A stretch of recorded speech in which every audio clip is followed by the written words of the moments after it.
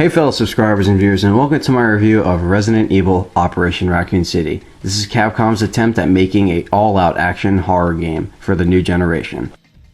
Alpha leader, we're in position. Copy. Stand by.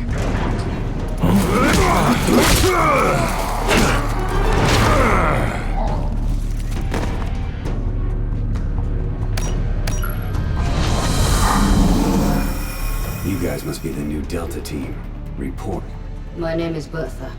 Ready to play. Spectre here. All set. Vector here. Good to see you again, sir. Call me Lupo, Delta Team Squad Leader. Command, I've rendezvoused with Delta Team. Understood. Now find Birkin and secure those samples. Failure is not an option. Now getting into the game itself, the game basically takes place in Raccoon City when the outbreak happened in September of 1998. Umbrella causes the outbreak through the G-Virus, and basically Umbrella sends in the USS, which is a group of Umbrella soldiers that are sent into the city to retrieve samples and destroy evidence of the virus in all the city's records. Confused? Well, Umbrella wants to cover their own ass and act like nothing ever happened in Raccoon City. Now this game is basically like a what-if type of game, because in the real story of Resident Evil that we all know and love, and that have been in our brains since Resident Evil 2 and 3, most, referring to the city, not so much the mansion, basically, this never happened. There were never a specific group of USS soldiers running through the city and collecting samples and killing main characters of the series, if you choose to. That never happened in the actual storyline. So all in all, this game is all for fun and is just a spin-off title with no relation to the real story of Raccoon City or Resident Evil. This review will basically cut around the bullshit people are saying about it, and will get straight to the point and give my honest opinion about it. Now let's get to the gameplay, because I have a lot to say. The game might throw a lot of people off at first, because the first level, when you have to retrieve the samples with Hunk, it plays a lot like an action game. Remember, you are the bad guys. Now, the game keeps you entertained and is really fun, even with co-op, I bet. The AI works okay. Half the time you don't even notice they are there, honestly. I don't know if that's a good thing or a bad thing, it just doesn't seem to matter. It is not as bad as Resident Evil Outbreak, thank God, but it's just whatever. Some of the gameplay can be repetitive, but it really depends on what games you like and if you're into this type of game. There is also a ranking up system, which with the rank and the XP that you earn through playing levels and killing enemies, you can buy guns and supplies for yourself and all your teammates on the squad.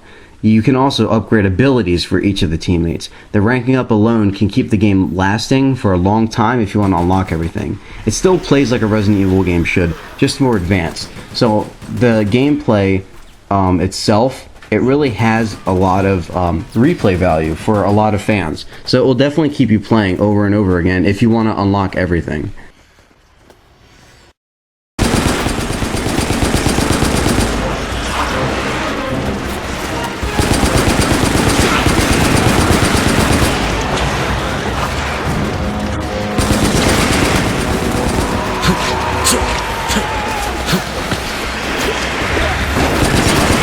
Now there are 6 characters on the Umbrella Security Service team, which is the USS for short. Vector is the team's recon expert, and he's equipped with a cloaking ability. Beltway is a proficient in explosives. Bertha is the medic. Spectre is the sniper, and like Four Eyes is the scientist.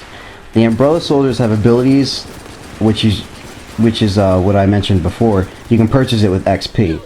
And one of my favorites is invincibility, which you can see here. You can get these abilities for all the teammates, which is needed in the game. The USS is a team you don't want to fuck with.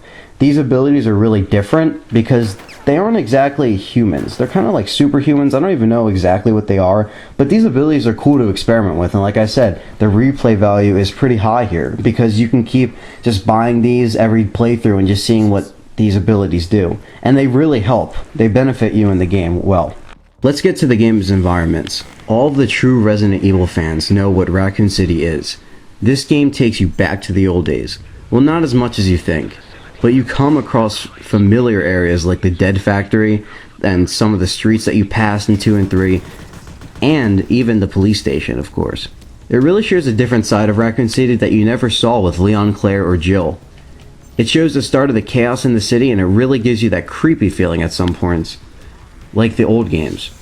I think the environments and how the game feels is excellent. I think Capcom really pulled it off well, and just giving you a different side story of the Raccoon City incident. Now, the enemies of the games are the classic ones we all know and love. You have standard zombies, of course, zombie dogs, lickers, hunters, you know the drill. Anyone who played Resident Evil 1 through 3 should be familiar with all these enemies. And the bosses are fucking insane, and what you would expect from Resident Evil 2 and 3. You have Birkin, of course, who followed your ass around all throughout the second one, in different forms, who is creepy as hell. You also have Tyrant, Mr. X, which is also from Resident Evil 2, and of course, what Resident Evil 3 was named after, the villain, Nemesis. Oh yeah, he's a badass. As always, he looks really good in next generation graphics, and he really lives up to his name. All these creatures and BOWs give you a reason to play and makes it entertaining. It really gives you like a hint of nostalgia, actually. Now that makes it even more intense. And you know what? There's even more to this. Now, not only are you fighting zombies and all these other creatures, but you're fighting other military soldiers at the same time.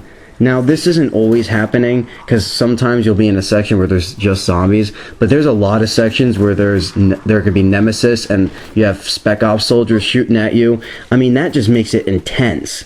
You have zombies chasing your ass while you are having guns fired at you, snipers, machine guns. That's pretty tough when you think about it, and it makes it a challenge, which all of us Resident Evil fans love. My only complaint about the enemies is that Nemesis isn't really as creepy as he used to be, considering that you're with a squad and you're not alone.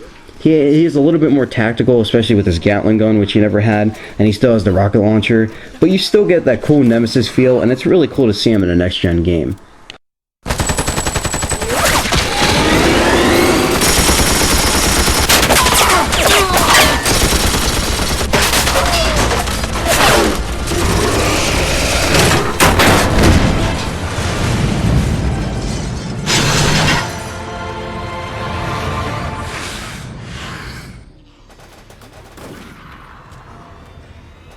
The weapons in the game are really upgraded.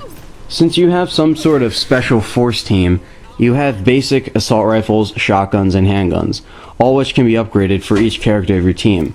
I haven't been able to get the best weapons, only a few since I started playing the game a few days ago, but I think fans will be satisfied. One of my favorites is the shotguns. They just tear away through the enemy's flesh, shooting off the top half of their bodies.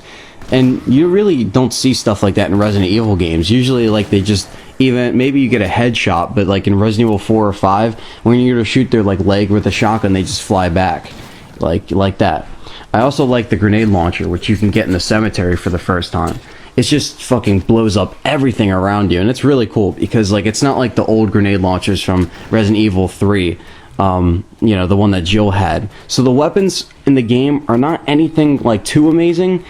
It's what you would expect from a game like this, but it's another good feature in the game.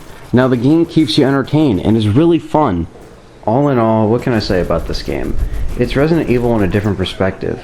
Now the game isn't amazing, but it's a pretty great game. It's not that bad. It's actually really fast paced, and you can beat it pretty easy, but the replay value should be fun. And the versus mode online, which obviously I didn't get a chance to play, I just wanted to review the main game.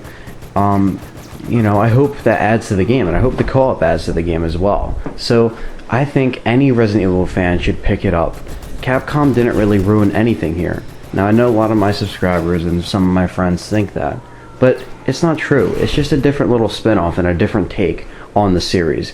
It's just to hold us over for Resident Evil 6.